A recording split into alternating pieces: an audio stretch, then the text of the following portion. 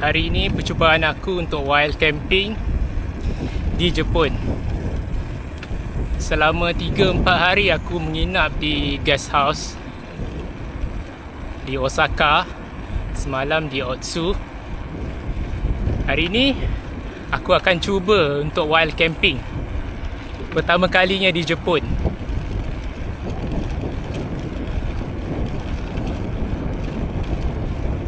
Aku rasa lagi sejam setengah lagi matahari akan terbenam dan masuk waktu maghrib. Dan sekarang ni aku nampak binatang sekarang ni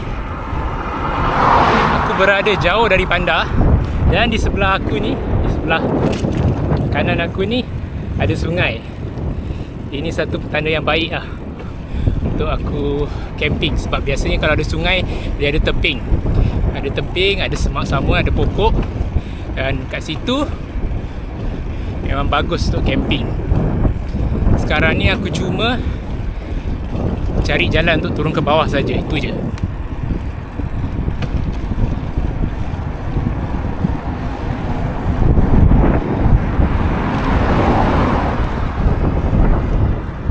Macam okey, cuma aku tak ada jalan nak turun. Kita jalan sikit kat depan. Doakan adalah jalan untuk memudahkan aku bawa basikal aku turun. Ke aku patut putar balik kat sana. Nampak gayanya malam ni kita bermalam di bawah jambat di tepi sungai. Tempat ni sangat jauh daripada penempatan orang. Jarak daripada sini, tempat aku bakal bermalam, sehingga ke Nagoya adalah cuma 40 km. Sekarang aku nak tunjuk korang betapa jernihnya sungai dekat Jepun ni.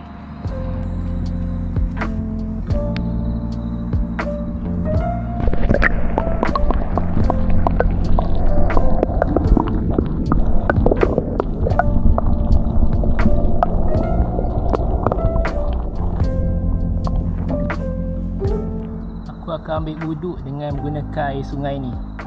Tapi untuk berkumur aku gunakan air mineral yang aku ada.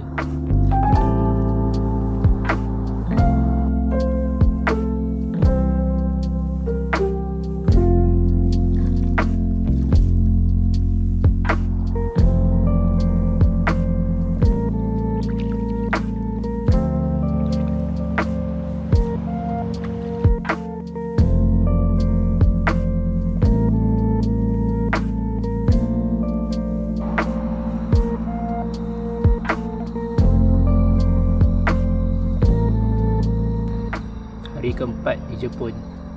Aku bermalam di bawah jambat. 3 hari 3 malam berturut-turut aku tidur dekat guest house. Hari ni sebelum sampai ke Nagoya, aku bermalam di bawah jambat. Besok dah sampai Nagoya, aku terus cari tiket untuk aku terus ke Tokyo. Lepas tu mungkin aku akan habiskan sehari atau 2 hari explore mana yang boleh dekat Tokyo. Lepas tu aku akan terus ke Narita. Jarak daripada Narita ke Tokyo, Narita adalah airport yang aku bakal depart ke KL. Jarak dia daripada Tokyo kira-kira 80 km. Korang bayangkan jauh gila. Kalau KLIA dengan KL City Centre, aku rasa dalam 40 ke 50 60 km. Kalau salah betulkan aku. Tapi Narita lagi jauh daripada City Centre.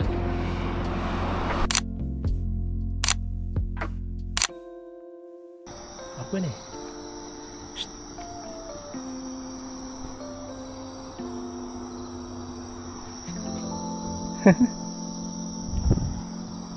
Aku jumpa binatang lah.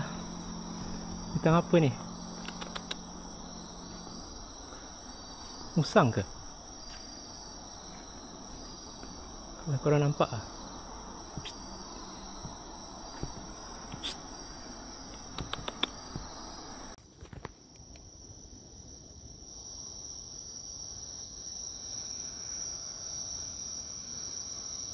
nampak tu.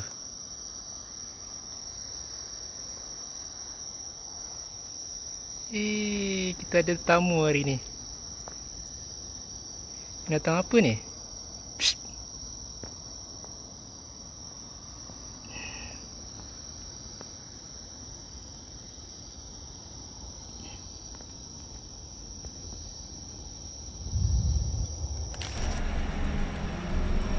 Disebabkan tempat aku camping dengan 7E ni tak jauh, 1.7 km je, aku boleh datang sini sebab aku nak cari makan. Sebab kat tempat tu terpencil lah, aku boleh tinggalkan aku punya kemah, barang-barang aku, semata-mata nak datang ke 7E. Malam pun masih muda, jadi salahnya kita berbelanja di 7E, beli makan malam. Of course, air mineral.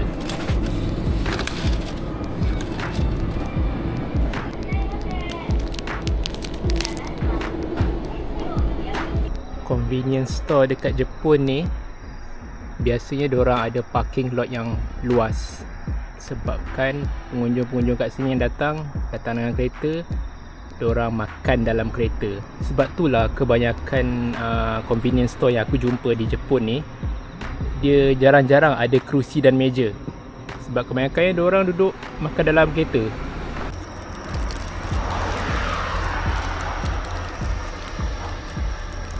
Tiga, 6, 9, 12 sekali belanja dah 13-14 ringgit.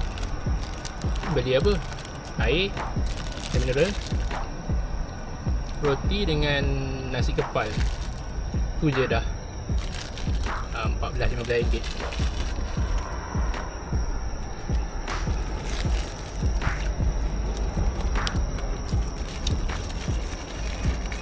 Kat Korea pun aku rasa lebih kurang sama, cuma kat Korea aku makan lebih sikit, makan noodle mie segera. Dan kat Korea lagi menarik, lepas tu crab stick untuk aku punya sumber protein. Cakap Jepun ni macam setakat ni yang aku minat nasi kepal dia dengan roti krim, tu je. Macam inilah keadaan kemah aku. Panas malam ni. Kalau aku letak pasang outer layer, nanti panas sebab tak ada ruang pengudaraan kan. Kalau tak letak, dia lopong macam ni. Kalau kereta lalu lalang memang nampak lah, memang terang lah. Dan satu hal lagi, aku tak bawa penutup mata untuk tidur. Lagi satu, aku pergi convenience store dia pun aku cari, tak ada juga, tak jumpa. Untuk trip ni ada beberapa perkara lah yang aku lupa bawa. Memang bagi aku major mistake lah. Paling besar sekali adalah seluar cycling. Memang aku tak bawa. Kononnya boleh tahan lah. Sekali sampai mana? Sampai Osaka, aku pergi beli saddle baru, tempat duduk seat, bicycle seat yang baru, dalam 100 lebih jugalah. Dan Alhamdulillah setakat ni seat yang baru tu dia lebih cushion. Aku boleh kayuh lebih lama lah, tanpa menggunakan seluar cycling. Aku kalau tidak hari tu aku nak beli seluar cycling, tapi masalahnya seluar cycling kat Jepun ni lagi mahal daripada saddle basikal. Harga dia 100 lebih.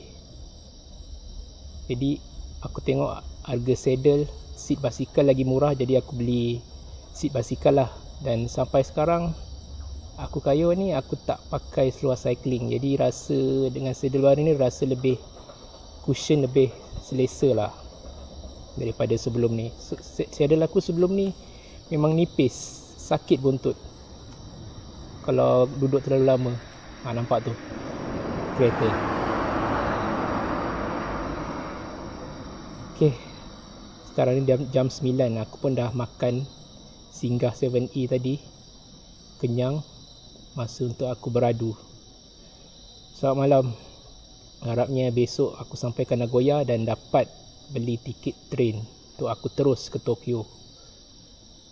Baki tinggal lagi 3 hari sebelum aku pulang ke rumah. kalau ikut hari besok.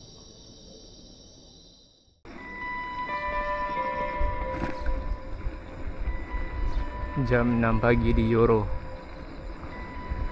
40 km away from Nagoya. Kita masih lagi dekat countryside ni. Tengok dekat diorang punya countryside, kat bahagian kampung diorang. Kalau ada green area, tanah lapang pun diorang tanam padi. Jadi sebelah mana korang nak camping kan? Sebelah mana aku nak camping? Itu sebablah aku pilih sungai, ada sedikit kawasan lapang, ataupun tasik. Tanah lapang diorang tanam padi.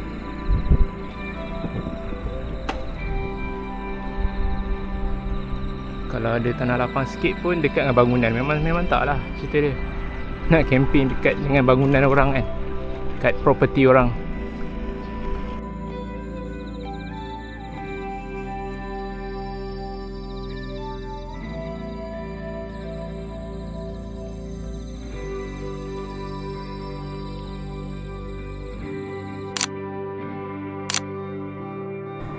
Pagi-pagi lagi dah meroti. Custard cream macam biasa, favourite aku, dan latte di Family Mart.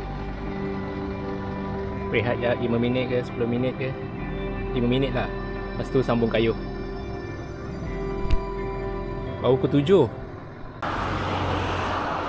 Tak ada pun ikan cup macam dalam internet tu. Itu ada kat tengah kawasan je kat Jepun Bukan semua tempat ada. Tapi ada ikan. Aku boleh nampak 14 km sebelum kita sampai ke Nagoya.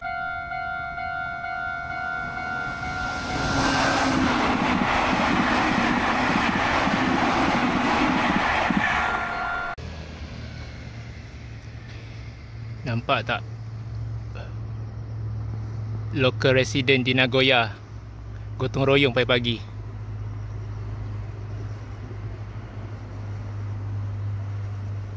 Sekarang kita dah sampai di Nagoya.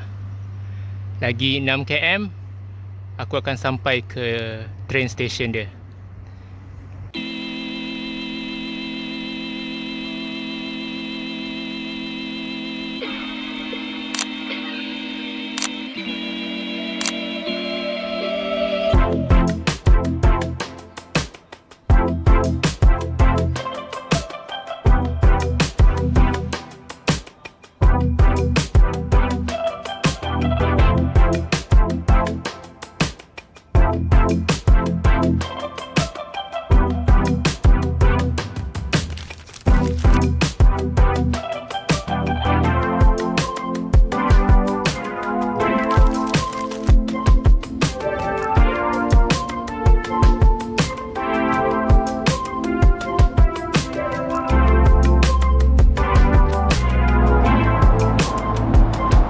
Korang bayangkan daripada Nagoya aku pikul benda ni.